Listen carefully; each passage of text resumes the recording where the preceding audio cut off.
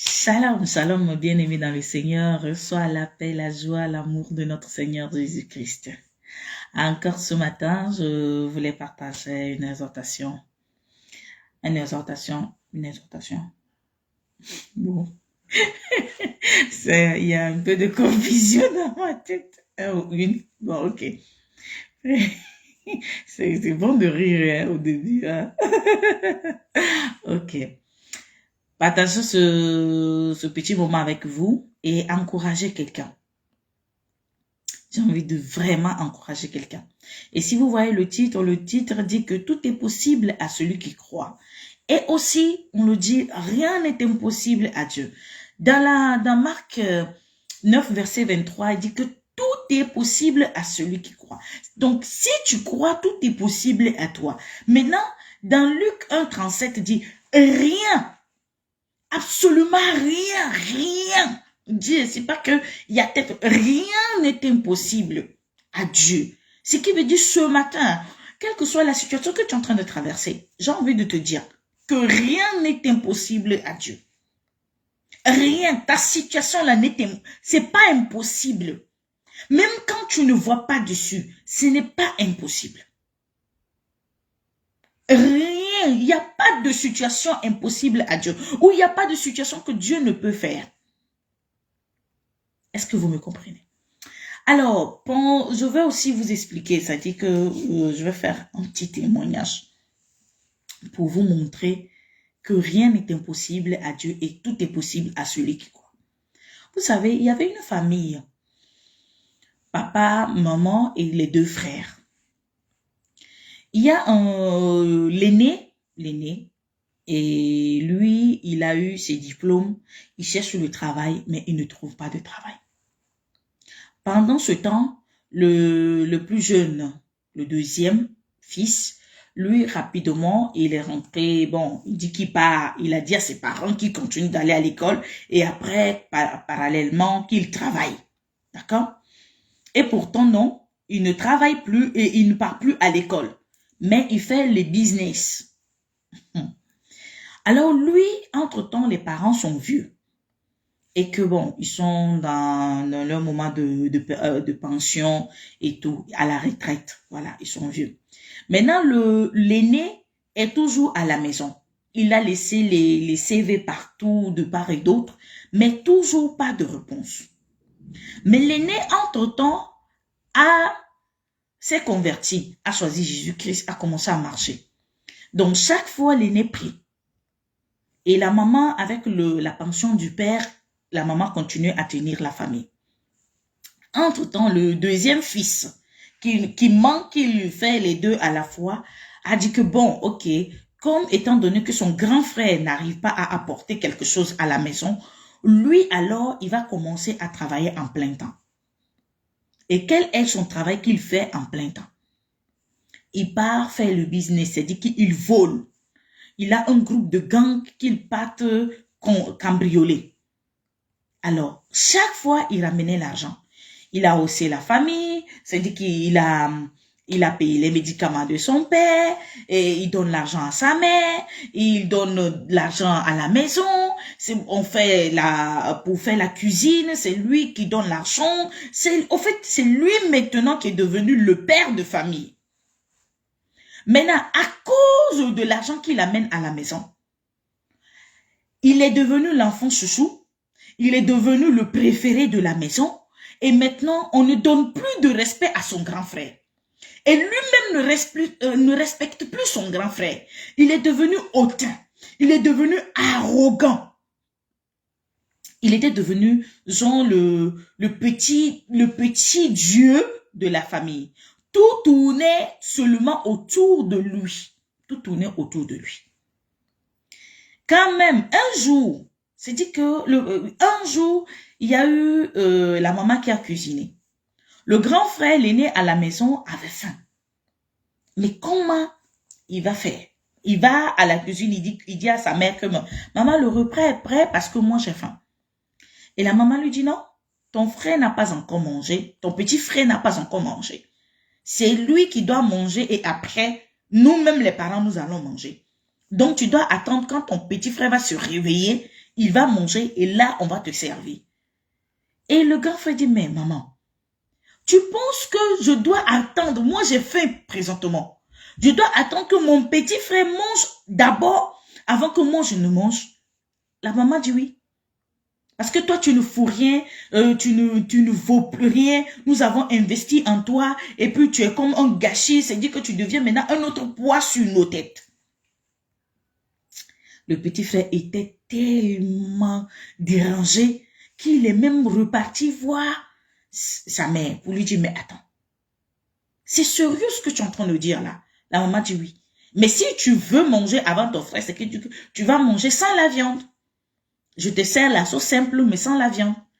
Parce que tu ne fais rien ici pour nous aider. C'est ton petit frère qui fait tout. Lui, c'est un vrai fils.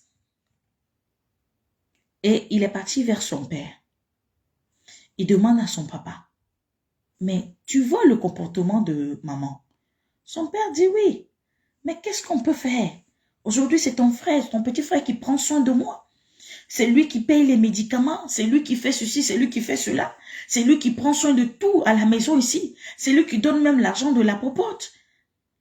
Donc, il doit manger d'abord. Et ta maman a raison. Alors, le frère est rentré dans la chambre. A dit au Seigneur, ah Seigneur, donne-moi le cœur de ne pas déshonorer mes parents. Et que comme ta parole de Dieu ta parole de Dieu dit que d'honorer son père et sa mère, même malgré dans leur mauvais comportement, moi je vais faire ma part. Et toi seul, tu es le seul juge. Et le grand frère est parti voir son ami. Et il est parti, il a expliqué ça à son ami. Son ami qui l'a amené à Christ. Et son ami a dit au grand frère que ne t'en fais pas. Notre Dieu là, c'est un Dieu qui honore. C'est un Dieu qui surprend. C'est un Dieu de dernière minute. Donc ne t'en fais pas. Le Dieu là va t'honorer un jour. C'est la nourriture. Viens, moi j'ai cuisiné quelque chose. Ils ont mangé ensemble. Et depuis lors, le grand frère ne mangeait plus à la maison. Même ses habits pour laver là. C'est dit que on refusait même ça. Leur maman refusait de laver leurs habits. La maman refusait. Au fait, tout ce qui concernait le grand frère, le grand frère allait d'humiliation en humiliation. Il était toujours humilié. Toujours humilié. Alors, il a décidé de quitter la maison. Comme il était humilié. Et son ami qui l'a amené à Christ a accepté qu'il vienne cohabiter avec lui. Et ils ont commencé à cohabiter là-bas ensemble. Alors, en cohabitant ensemble, le Seigneur va se révéler. Là où il avait déposé des dossiers, il y a 5 ans de cela, on l'appelle. On dit, mais comment ça? Nous, on ne savait même pas qu'on avait ce dossier-là, ce CV-là dans nos dossiers ici. Mais tu es le profil parfait qu'on cherchait. Alors, si c'est ça, viens, est-ce que tu fais quelque chose? Il dit non, il ne fait rien. Tout de suite, l'entreprise l'a appelé. Il a commencé à travailler. Mais il était tellement efficace que, en un temps de record, il s'est dit que les gens le sollicitaient de part et d'autre. Donc, non seulement l'entreprise le sollicitait, mais aussi les gens le sollicitaient. Donc, il s'est dit que non, c'est mieux de se mettre à son propre compte. Alors, il est parti, il a dit à l'entreprise, je vais vous donner toujours le coup de main, mais je vais me mettre à mon propre compte pour pouvoir aussi servir les autres. Donc, c'est comme ça qu'il a pris aussi des personnes, il les a formées et il a commencé à les placer de part et d'autre. Donc, en 2 ans, le gars est devenu riche. Il a conçu une grande maison, il a les voitures, il a son entreprise même, il a les annexes un peu partout sur le territoire. Et voilà alors un jour où son frère avec sa gang encore, ils sont partis cambrioler quelque part. Là alors, c'était chez un grand type. Le type est parti, c'est-à-dire que le monsieur est parti se plaindre. Donc la police maintenant s'est mise aux aguets. Dit que ce gang-là, on doit les attraper parce qu'il y a très longtemps qu'ils sont en train de voler et piller les gens. D'accord? Et ils sont partis encore pour voler. Non, c'est-à-dire que ce jour-là même, ils sont même pas partis pour voler. On a commencé à les suivre de près. Quand ils étaient à leur réunion, en train de faire leur réunion là, c'est là que la police fait sa descente. Parce que la police avait déjà les vidéos d'eux. Et on les attrape. Tout ce qu'ils ont volé là, on a fait le total de tout. Donc, pour chacun, on saisit la maison, le bien qu'ils avaient, on a tout saisi. Voilà alors le père et la mère qui sont mis à la porte de leur maison. C'est-à-dire la maison que le papa avait construite là. Ils sont sortis de cette maison parce que, bon, il faut que on saisit cette maison pour faire payer aux autres. On vend la maison et puis on paye les dégâts qu'ils ont fait. Le papa et la maman se retrouvent à la rue. Et c'est comme ça que pendant qu'ils marchaient, il y a, comment on appelle ça, un des amis des employés a croisé les parents en route. Mais les parents ne savaient même pas où ils allaient aller. Donc il dit que, mais qu'est-ce que vous faites avec les valises et tout, vous partez où? C'est là qu'ils disent, ah mon fils, on a été mis à la porte. Ah bon? Oui. Mais il y a votre fils, mon patron, vraiment il est là et tout ça. Mais non, je ne peux pas laisser ça. Et eux, ils disent non, on ne peut pas partir vers notre fils parce qu'on a honte. Et l'employé dit à son patron que, écoute que tes parents sont mis à la porte. Je les ai croisés avec les valises. Le fils maintenant, qui part au lieu où on l'a indiqué tout de suite, il part et puis il prend ses parents. Il les amène dans sa maison. Il les amène dans sa maison. Qu'est-ce que je veux vous dire par ce témoignage, bien-aimé? C'est dit qu'au jour d'aujourd'hui, là, nous avons les mêmes situations dans des familles. C'est dit que quand toi, tu es dans une famille et que tu ne rapportes pas de l'argent ou que les choses ne te réussissent pas aujourd'hui, tout de suite, la famille te rejette. Mes parents, chers parents, j'ai envie de vous parler. À cause de vous, il y a des enfants, il y a vos filles qui partent se prostituer. Elles sont obligées d'aller se prostituer pour venir vous donner l'argent. Elles sont obligées de faire des choses qu'elles n'ont pas envie de faire. Pourquoi? Parce que elles n'ont plus de valeur, et elles n'ont plus d'estime à la maison, et elles veulent gagner votre cœur. C'est-à-dire que vous voyez les enfants pour l'argent. Non! Bien-aimés, parents, n'envoyez pas vos enfants en prison. N'envoyez pas vos enfants à la mort. Aujourd'hui, là, il y a du tout et de rien. Si ton enfant est étudié et qu'il n'a pas encore de travail, soutiens ton enfant. Si tu es chrétien, continue de prier. Il y a un plan de Dieu sur sa vie. Et au moment opportun, Dieu va se glorifier. Au moment opportun, Dieu va se glorifier. J'ai envie de dire, même dans la Bible, quand nous voyons Élisabeth et puis son mari,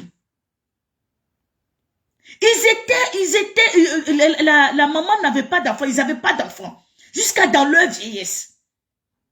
Mais au moment opportun, quand l'arrivée de Jésus était proche, là, c'était le moment opportun que Élisabeth devait devenir enceinte, malgré son âge avancé. J'ai envie de dire à quelqu'un ce matin, la situation que tu es en train de traverser, ce n'est pas la fin. Tu pries et tu n'as pas encore de réponse. Ah, bien-aimé, crois que Dieu va le faire. Parce que tout est possible à celui qui croit. Crois que Dieu va le faire parce que ce n'est pas encore le temps opportun pour toi. Le temps opportun pour toi, ce n'est pas maintenant. C'est pourquoi Dieu n'agit pas. Si Dieu agissait maintenant, ce n'est pas bon. Dieu agit pour sa gloire. Dieu agit pour sa gloire. Alléluia. Dieu agit pour sa gloire. Alors si le moment n'est pas encore arrivé, ne te presse pas, ne cours pas, ne regarde pas à ton âge. Oh, je suis encore vieille fille à la maison. Vous traitez vos enfants de vieilles filles qu'elles ne sont pas encore mariées. Vous êtes Dieu. Vous savez ce que Dieu a planifié sur leur vie. Vous ne savez pas ce que Dieu a planifié sur leur vie. Laissez-les tranquilles. Au temps opportun de Dieu là, peut-être que l'homme qu'elle doit épouser là, l'homme là n'est pas encore selon ce que Dieu veut pour elle. encore selon ce que Dieu veut. Si c'est pour les enfants, quand Dieu va programmer, quand c'est dans le dessein de Dieu, quand c'est dans le programme de Dieu, il n'y a pas d'âge pour enfanter. Parce que rien n'est impossible à Dieu. Il n'y a pas d'âge pour enfanter. Sarah, à quel âge Sarah a enfanté? Il n'y a pas d'âge pour enfanter. Demeurez en prière avec vos enfants. Bénissez vos enfants. Priez pour eux ou pour elles. Même si aujourd'hui l'enfant ne te donne pas ce que toi tu veux, ce que tu entends. Et arrêtez de comparer aussi les enfants aux enfants d'autrui. Vous ne connaissiez pas ce que les enfants d'autrui font dehors. Vous ne connaissiez pas. Vous ne connaissez pas ce que les enfants d'autrui font dehors. Il y a une jeune fille comme ça, qui était chrétienne, sa famille est chrétienne. Elle a sa copine. Il part déposer les documents, le CV quelque part. Le monsieur, lui, pour les recruter, lui dit que non, écoute, tu dois aller au lit avec moi pour que je te donne ce poste-là. Elle dit non, moi je suis chrétienne, alors je ne peux pas. Et du coup, elle part après le soir, parce que les deux devaient aller déposer avec sa copine. Les deux devaient aller déposer, mais aux endroits différents. Et le soir, sa copine lui dit, mais écoute, ma copine, moi j'ai trouvé du travail. Hein. Ah bon, oui, où ça? À ce poste-là, mais moi j'étais partie dans ce service-là. Le gars là m'a dit qu'il doit passer au lit avec moi. Et la fille dit non, moi, non, le gars m'a rien dit, hein, le gars m'a rien dit. Mais ils sont copines comment? Une est convertie, l'autre n'est pas convertie. Mais ils étaient des amis de bas âge. Donc, il s'est dit qu'au fur et à mesure, il parle de Jésus à l'autre, mais l'autre traîne ses pas. L'autre traîne ses pas. Alors, bon, il s'est dit que je ne vais pas couper à cause de la religion, je ne vais pas couper. Jusqu'à ce qu'un jour, elle comprenne et puis elle vienne à Christ. Et après, à moins de 6 mois, elle a eu une promotion. Et tout la réussissait. C'est-à-dire qu'elle allait de vaine gloire en vaine gloire. Elle allait de vaine gloire en vaine gloire. Elle a eu la voiture et tout. Alors, la vie de sa copine était basée sur les marabouts. L'autre priait. Et chaque fois, l'autre dit, mais comment se fait-il que moi, je suis chrétienne, mais rien ne marche pour moi, j'ai cherché le travail, ça ne va pas, et je suis passée ici, ça ne va pas, et chaque fois, on me propose seulement que si pour avoir ce poste-là, il faut qu'on aille au lit avec moi. Non, moi, la Bible me dit non, de ne pas faire ça. Et entre-temps, elle commençait maintenant à se décourager. Un jour, il y a une maman qu'elle avait évangélisée. La maman s'est convertie. Quand la maman s'est convertie, la maman a accepté le Seigneur. Et la maladie qui était en cette maman-là, la maladie-là a quitté. C'est-à-dire que la maman a reçu la guérison, le miracle de guérison. Donc la maman l'a croisée un jour, dit, ah ma fille, ça va, tu continues de faire l'évangélisation? Elle dit, oui maman. Elle dit, vraiment que Dieu te bénisse abondamment. Oh vraiment, à cause de toi, regarde comment ma vie a changé. Aujourd'hui, moi qui n'avais pas la paix, aujourd'hui j'ai la paix. Pour dire que là, cette fille était une source de bénédiction pour une multitude. Mais pendant ce temps, elle-même, sa vie ne décollait pas. Mais sa copine, chaque fois, venait raconter, tu as vu ma voiture, tu as vu ceci, on m'a donné, tu as vu l'argent, tu as vu ceci, tu as vu cela. Et elle commence à dire, mais Seigneur, pourquoi moi je te suis? On dit qu'en toi il y a tout. Et moi je te suis. Et mais voilà, regarde ma copine là, elle ne vient pas à l'église, elle n'est même pas chrétienne, mais elle a la voiture, elle a eu les promotions et tout. Et entre-temps, sa copine est partie encore chez les marabouts pour dire aux marabouts là que, écoute, moi je veux que le monsieur là m'épouse. Le patron là, je suis en train de convaincre, il n'est pas marié, je veux qu'il m'épouse. Et le marabout lui a donné le médicament. Et effectivement, le monsieur l'a épousée. Alors là, c'est là où la copine a reçu le choc. C'est-à-dire qu'ils sont de la même génération. Elle n'a pas le travail. Elle n'a pas la maison. Elle vit encore chez ses parents. Et elle n'a pas la voiture. Elle n'a pas l'argent. Et en plus, elle n'a pas de mari. Mais voilà sa copine qui a tout. Contrairement à elle qui est chrétienne et puis l'autre qui n'est pas chrétien. Donc, elle a dit que, mais, attends, à ce point-là, c'est mieux de sortir. Alors, vous voyez, souvent il y a des situations que des enfants de Dieu vivent et puis nous regardons les yeux partout. N'ayons pas les yeux baladeurs. Concentrons-nous sur Christ. N'ayons pas les yeux baladeurs. Parce que quand tu as les yeux baladeurs là, tu vas rentrer dans quelque chose. Tu ne connais pas la profondeur de l'autre. Tu ne connais pas l'origine de sa richesse. Tu ne connais pas l'origine de ses biens. Et toi, tu veux limiter. On dit quelle relation y a-t-il entre la lumière et les ténèbres? Toi, tu es la lumière. Tu ne dois pas regarder dans les ténèbres. Tu ne dois pas regarder ce que tu as vomi. Tu as quitté les ténèbres. Avance, avance et ton regard devant. Entre-temps, vous-même, vous savez, le maraboutage, quand tu le fais là, ça peut peut-être faire 10 ans, ça peut faire 5 ans. En tout cas, ça peut mettre le temps que ça va mettre. Mais à un moment donné, ça finit. Ça finit. D'accord? Et dans son couple de la fille là, ça va. Elle alors commence à dire, elle dit qu'elle va se déguiser, elle dit qu'elle va aussi vivre la vie de l'autre, elle va plus s'habiller décemment, elle va plus couvrir son corps et tout ça. Pendant ce temps, il y a la vieille qu'elle a convertie là. La vieille a son enfant qui est en Europe. L'enfant n'a pas de mari et de femme. Et ce monsieur, la femme là, son enfant veut se marier. Alors, la vieille a dit que non, voilà la fille qu'il faut à mon mari. Et le fils a une grande entreprise. Le jour, alors que la maman apporte son enfant chez la fille, ça trouve qu'on voit la fille déguisée. C'est-à-dire qu'elle a commencé à s'habiller. Elle veut vivre la vie de sa camarade pour pouvoir aussi être. Bien aimé, ta vie, c'est ta vie. Ta vie, là, c'est ta vie. J'ai envie de te dire ce matin, tu es spécial. Quel que soit ce que tu es en train de vivre là. Ne regarde pas, ne traîne pas tes regards inquiets. Ne regarde pas à gauche, ne regarde pas à droite. L'autre est arrivé en Europe, l'autre a eu les documents avant toi. Ne regarde pas ça. L'autre a déjà son mari. Ne regarde pas ça.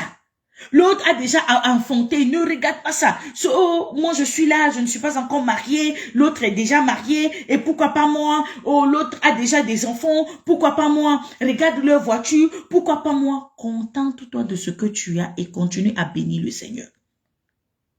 Crois. Crois que rien n'est impossible à celui qui croit là. Rien n'est... Crois à la parole de Dieu. Demeure dans la parole de Dieu. Demeure dans la parole de Dieu. C'est tellement important de demeurer dans la parole de Dieu. Parce que Dieu se glorifie toujours. Dieu se glorifie toujours. Cette fille, elle a vu que non, la vie de l'autre n'est pas bon. Mais voilà une grande... C'est-à-dire qu'elle voulait être employée. Mais là, sa destinée là, sa destinée que ce que... Elle s'est déguisée, non mais c'est pas sa vie. Elle s'est repentie. Elle a épousé le monsieur. Donc, c'est-à-dire que Dieu voulait qu'elle soit la femme d'un entrepreneur. Elle soit la femme d'un PDG. Hein? Qu'elle soit la femme d'un PDG.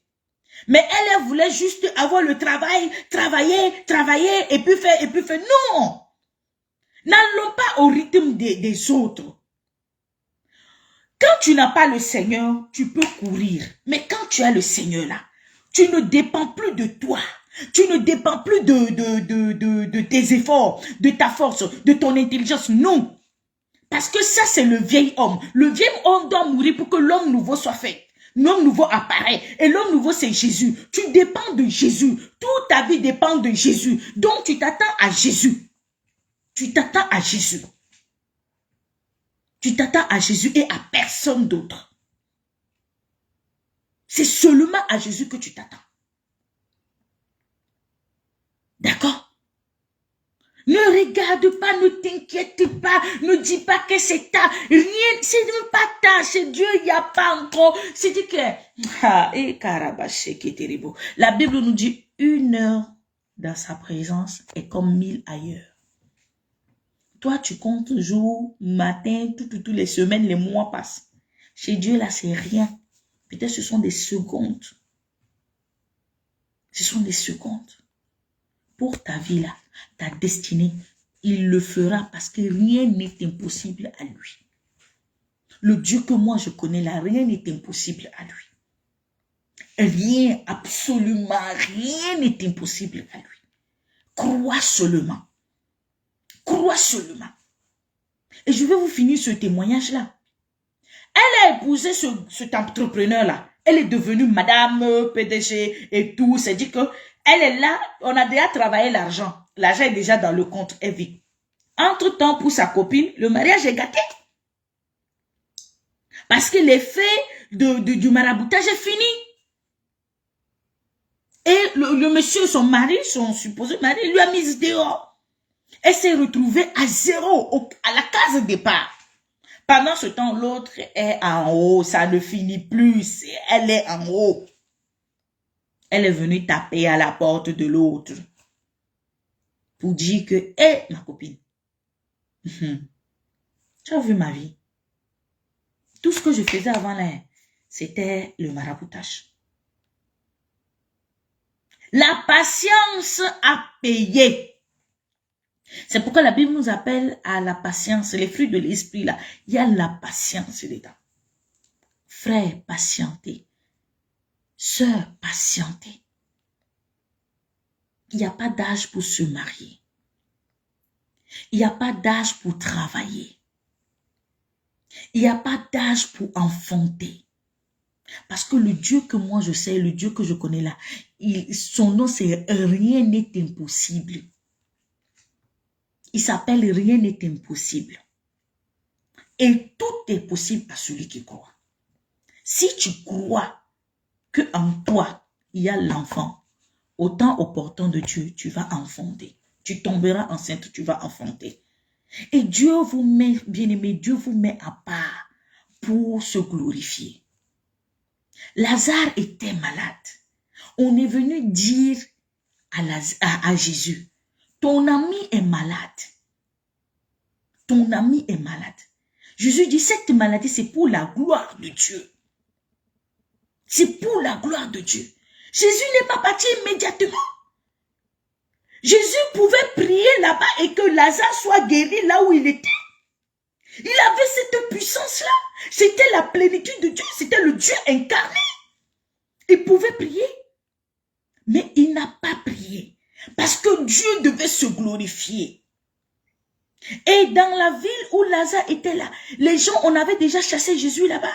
Donc, il faut que tout le monde soit témoin pour voir. Alors, bien-aimé, ta situation là, Dieu veut faire que tout le monde puisse dire, waouh, Dieu est vivant. Nous avons vu cette fille-là ici, hein? Nous avons vu ce jeune homme-là ici, hein? On a vu comment ils ont traîné. Oh, quelle galère, mais regarde aujourd'hui. Laisse que les gens témoignent sur ta vie. Laisse que les gens témoignent sur ta vie. Ne cherche pas à courir. Ne cours pas. Tu ne dépends de personne. Tu ne dois rien à personne. Toi, crois au Seigneur Jésus-Christ. Crois seulement à ce Seigneur Jésus-Christ-là. Ta vie ne dépend de personne. Parce que si ta vie dépendait de quelqu'un, je crois qu'il y a longtemps, d'autres ont voulu que tu meurs. Tu allais déjà mourir. Tu ne serais pas en vie jusqu'à aujourd'hui. Personne ne peut faire quelque chose sur ta vie là. Quand tu es en Christ, personne ne peut toucher ta vie. Parce que ta vie est cachée en Christ Jésus. Et quand Christ apparaîtra, ta vie apparaîtra aussi. Ta vie est cachée en Christ Jésus. Est-ce que tu comprends? Donc garde ta vie cachée en Christ Jésus. Tu es un témoignage. Tu es un témoignage vivant. Christ ne t'a pas amené dans le monde là pour suivre les autres. Tu n'es pas venu accompagner quelqu'un sur la terre. Tu es venu pour faire ta mission. Et tant que ta mission n'est pas finie, tu ne vas pas quitter sur cette terre. Et si Dieu te garde à côté, tu es un pion qu'il veut se glorifier. Dieu a laissé jusqu'à ce que Lazare meure.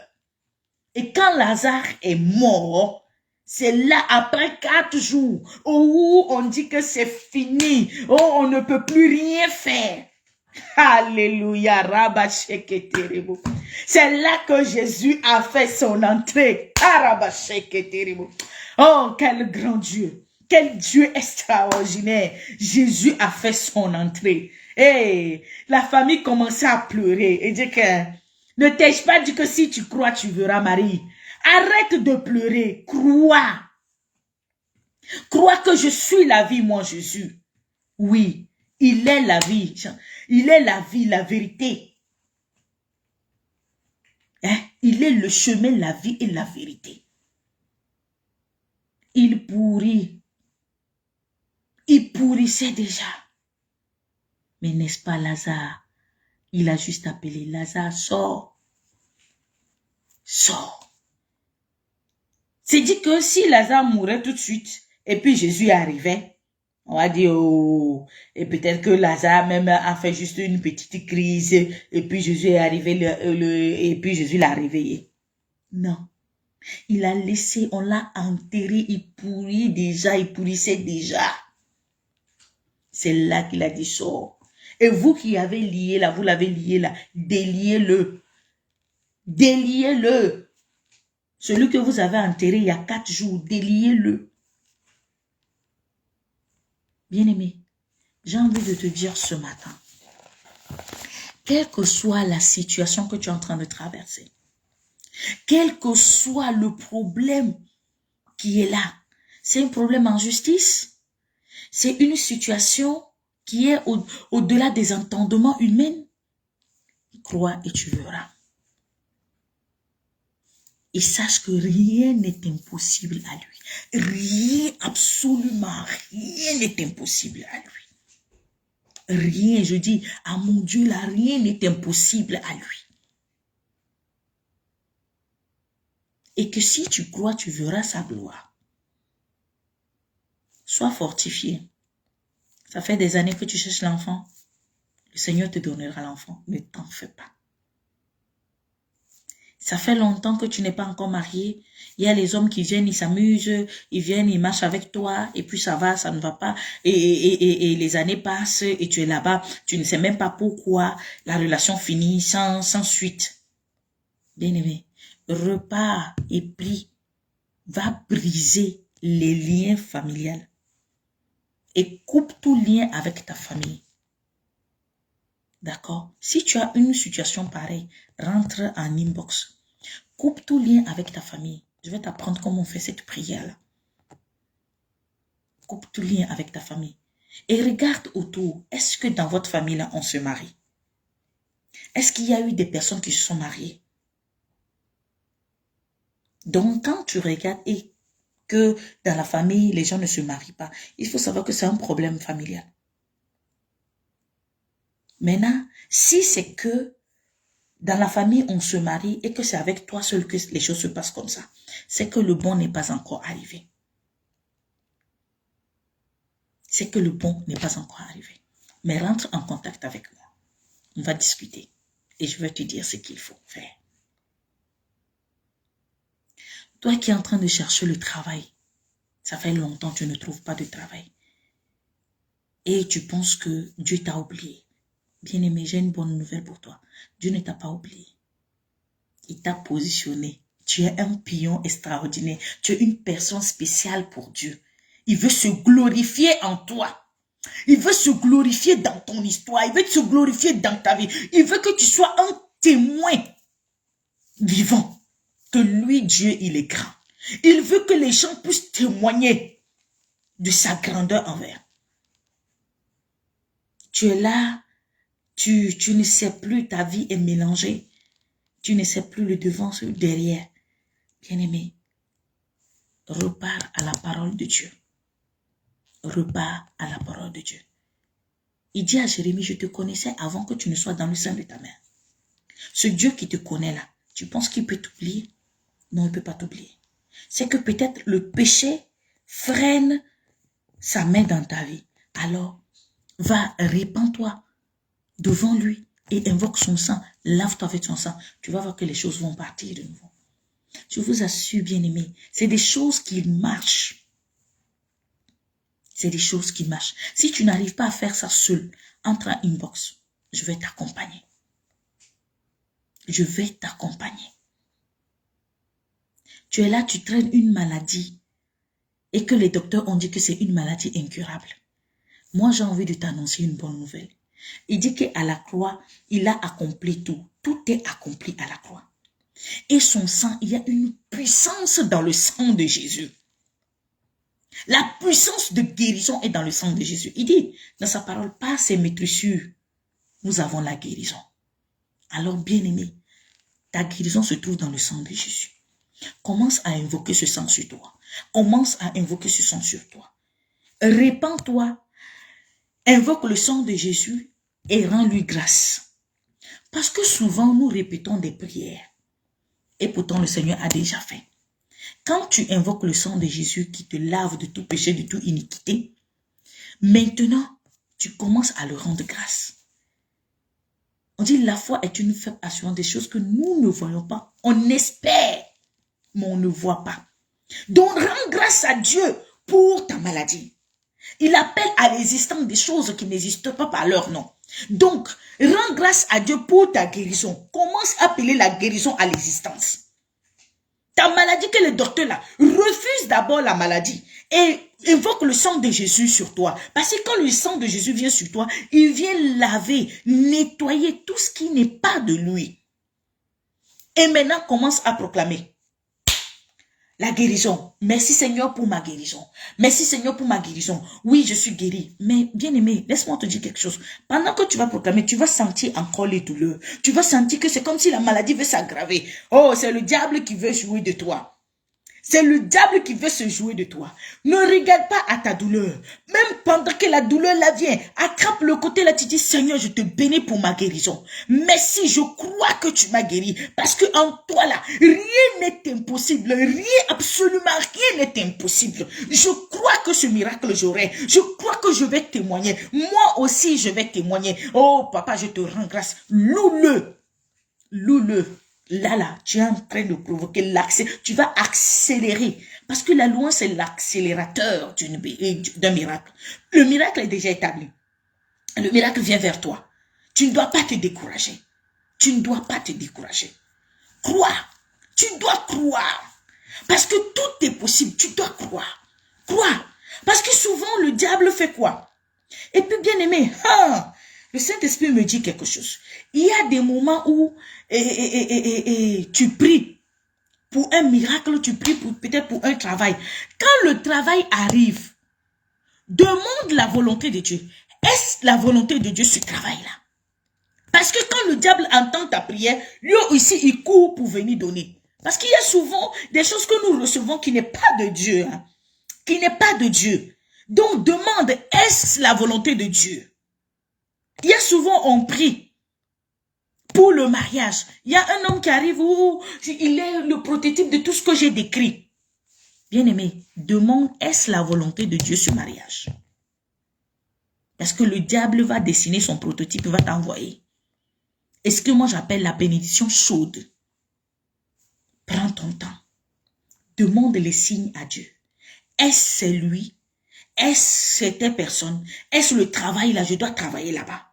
Parce que la Bible me dit que la bénédiction de Dieu n'est suivie d'aucun chagrin. Dieu ne peut pas te donner quelque chose et tu vas souffrir dedans.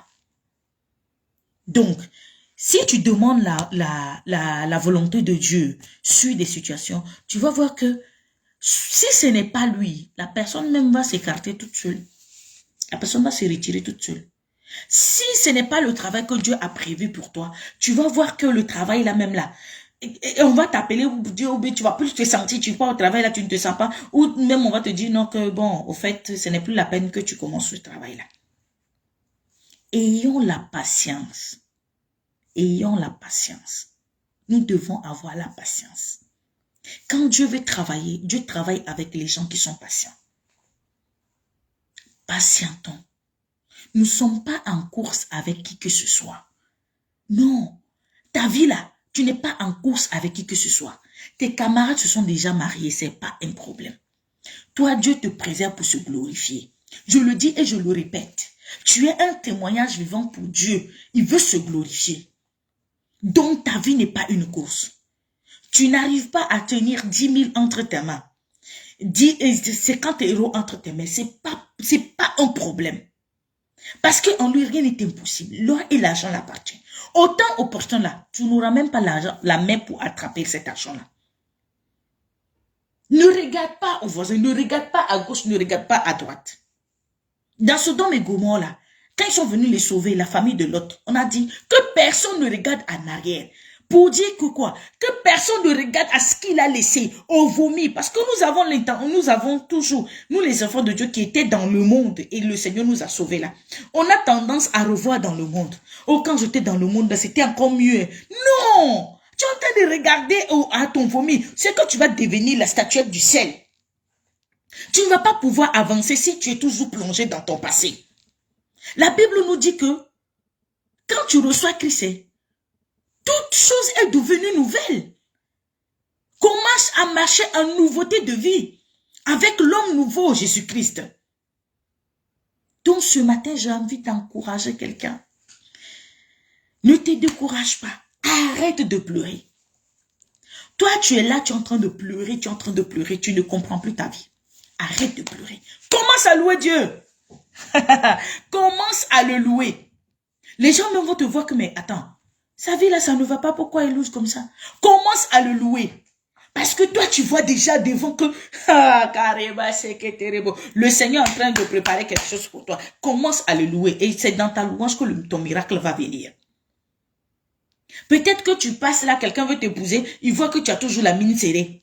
Mais quand tu commences à marcher, tu loues là. C'est-à-dire que tu attires l'attention de quelqu'un pour dire que, hey, pourquoi cette fille-là, ou bien, pourquoi elle est trop contente, c'est quoi? Partage un peu ta joie. C'est dans partage un peu ta joie là, la connexion rentre.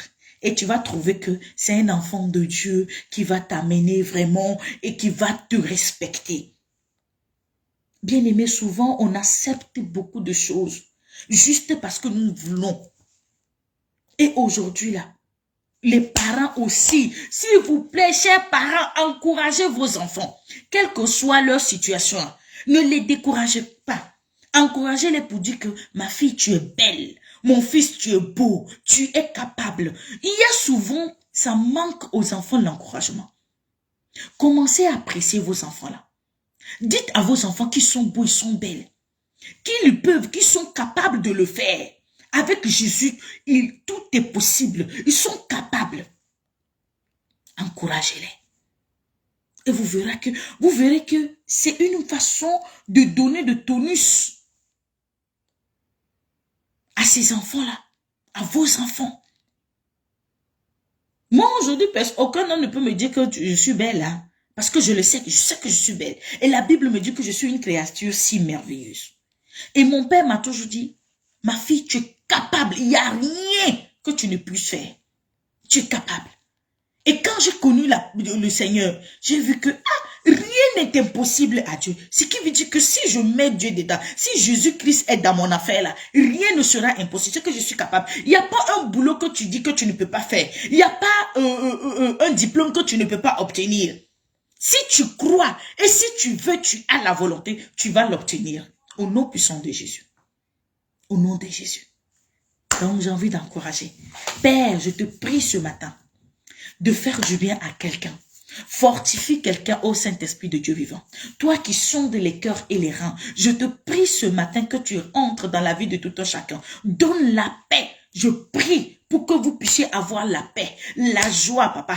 Et fortifie encore une personne qui est en train de pleurer, ça fait longtemps. Il dit que, mais c'est quoi? Qu'est-ce que j'ai fait? Pourquoi ma vie va comme ça? Et aussi, je suis chrétien. Oh, papa, fais-lui un signal. Qu'elle puisse voir que ce n'est rien d'autre que l'accomplissement de Dieu dans sa vie. Que Dieu l'a préservé pour un témoignage et que son témoignage est en train d'arriver. Oh frère, toi qui es là, tu déposes ton diplôme là et tu as beaucoup de diplômes comme ça. Tu es en train de déposer partout, mais on ne t'appelle pas. Proclame le sang de Jésus sur ces diplômes-là. Fais un autre CV, fais un autre CV. Et puis proclame le sang de Jésus sur ces CV-là. Commence à louer Dieu. Toi, oui, toi frère, commence à louer Dieu parce que c'est le moment de ta promotion. Commence à louer Dieu. Proclame le sang de Jésus sur ça et va déposer ton CV. Tu vas voir. Il y en a même qui ont déposé leur CV il y a très longtemps. On va t'appeler. On va vous appeler. On va vous appeler. Oh maman, toi qui s'est mariée, ça fait maintenant 5 ans. Tu attends ton enfant. Tu n'arrives pas à avoir l'enfant là. Je te dis, rien n'est impossible. Il n'y a pas d'âge. Regarde à Sarah. Regarde à la maman de Jean-Baptiste. Regarde à son âge. Mais elle a enfanté. Donc, ne te décourage pas. Loue le Seigneur, commence à faire du bien aux enfants qui sont autour de toi. Commence à te réjouir de l'enfantement. Commence à te réjouir. Remercie Dieu pour ton enfant. Appelle à l'existence des choses qui n'existent pas par leur nom. Commence à dire, Seigneur, je te bénis pour mon enfant. Je te bénis pour ce grand homme qui sera. Je te bénis pour cette grande femme qu'elle sera. Commence à bénir Dieu pour sa vie. D'accord? Et tu verras s'accomplir dans ta vie. Toi qui es là, en Europe ici, et c'est difficile pour toi d'avoir des diplômes. On a même déjà programmé, on dit qu'on va te renvoyer bientôt. Bien-aimé, mon frère, on ne va pas te renvoyer. Parce que rien n'est impossible à Dieu. Tu vas voir que tu ne vas même pas comprendre. Dieu va mélanger les choses. Dieu va positionner les choses. Et ils vont t'appeler, ils vont te dire, viens prendre ton document. Viens prendre ton document. Quel que soit le problème, rien, absolument rien n'est impossible à Dieu. Et tout est possible à celui qui croit. Alors si tu crois, tu recevras ton miracle. Et tu verras la gloire de Dieu dans ta vie. Sois béni au nom puissant de Jésus. Amen.